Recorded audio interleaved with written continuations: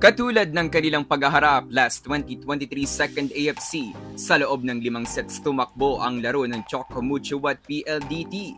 Choco Mucho at PLDT nagkulaman pero nanaig ang high-speed hitters. Reverse sweep ng Titans denied. No more undefeated team ngayong conference. 25-20, 25-12, 23-25, 11-25 at 15-13.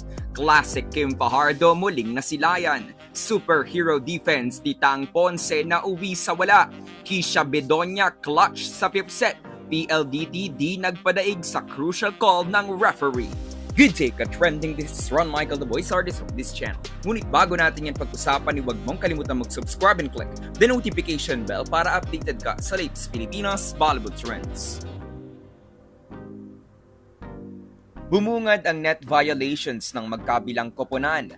Nakabangon mula sa kanilang errors ang PLDT at ginamit ng high-speed hitters ang kanilang strong services at blockings para maging ahead 16-12. Nanguna sa opensa ng Girls in Black sila Savvy Davison at Erica Santos. Nagtagisan sa kanilang depensa sila Kat Arado at Tang Ponce. Pero spikers ni Kim Fajardo ang nakaka-convert ng attack points. Ipinasok ni Coach Dante sila Madayag, Wong at Tubino. Gumawa ng puntos sila Royce at Maddie at tinitigan pa ni Madayag si Davison matapos niya itong mablock. Tumawag ng timeout si Coach Ral para putulin ang nabubuong momentum ng Choco Mucho at agad namang rumesponde si Erica Santos at tinapos ang set 25-20. Set 2 ramdam pa din ang hindi malusutang net defense ni Majoy Baron para sa 4-0 start ng PLDT. Nakadami ng delay set si Kim Fajardo using Baron and Palomata as decoys kaya't na-isolate sa left pin si Savvy Davison. Ibinalik sa loob si Dina Wong for Mars Alba pero nakagawa pa din ng lamang ang high-speed hitters. Kontrolado at hindi gaanong ramdam ang presensya ni Cici Rondina. Dagdagan pa ng napakadaming errors ng Choco Mucho. Nagpatuloy ang mga kargadong services ng high-speed hitters na maging si reigning best libero Tang Ponce ay nagkaroon ng mga misreceptions. Naitala ng PLDT ang kanilang biggest lead of the game at 12 points, 23-11 at hindi nagpakita ng senyales of complacency ang team at tinapos ang second set with a 13-point disparity 25-12. Third set, paunang highlight ang napakagandang depensa ng PLDT. Matapos na maging ahead by 2 points, ang Choco Mucho ay gumawa ng 4 straight points ang high-speed hitters. Nauluhan ni Cap Tolentino si Savvy Davison pero hindi pa din natigil ang magandang performance ni Savannah.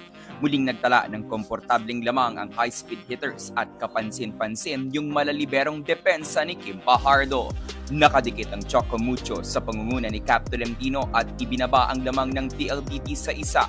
Inagaw ng Titans ang lamang sa tail end ng set 23-22 matapos na mabuhay si Cici Rondina at tila nabunutan nga ng tinikang Ubi Girls matapos ang attack error ni Savvy Davison na nagbigay ng set 3 sa Choco Mucho 25-23. Pagdating ng set 4, 4-0 start ang ginawa ng Choco Mucho, dumiretso sa muka ni Erica Santos ang palo niyang na-block ni Cici Rondina.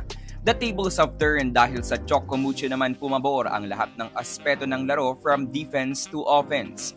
Nabuhay sila Tang Ponce at Cici Rondina. Para silang kinulong noong first 2 sets tapos nang makakawala ay di na nagpapigil sa pagdepensa at pag-atake. 16-4 lamang ang CMFT. Bumalasa si Coach Rald at ipinasok sila sa monte at di makulangan. Muling nagpalitan ng magagandang depensa sila Ponce at Arado. Hukay kung hukay ang ginawa ni Tang sa mga palo ni Davison at ganun din ang ginawa ni Arado kay Rondina. Subalit mas nagningning si Ponce dahil nakapuntos pa siya at nanguna sa malaking lamang ng Choco Mucho. Di na nga nakabangon pa ang PLDT for Choco Mucho's 4th set win 25-11. 5th set ay naglaro si Kisha Bedonia para kay Fiola Ceballos. Lamang ang PLDT 10-8. Mayroong crucial call ang referee dahil sa illegal attack violation laban kay Kim Fajardo. 13-all, buong tapang na pumunto si Kisha Bedonia. At dahil sa attack error ni Kat Tolentino, reverse sweep denied for Choco Mucho 15-13 para sa victory ng PLDT. At opisyal ng walang undefeated team ngayong All-Filipino Conference ng PVL 2024. Player of the game si Kim Fajardo with 22 excellent sets with 8 points. At malaklasik calf nga ang nakita natin sa game na ito. This match is a testament kung gaano ka-exciting at unpredictable ang conference na ito ng PVL.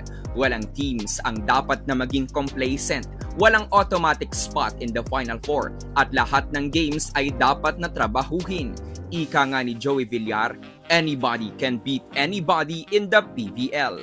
So that's it for today's video ka-trending. Do not forget to subscribe and click the notification bell para updated ka sa latest ganap ng women's volleyball sa Pinas. Thanks for watching. Bye for now!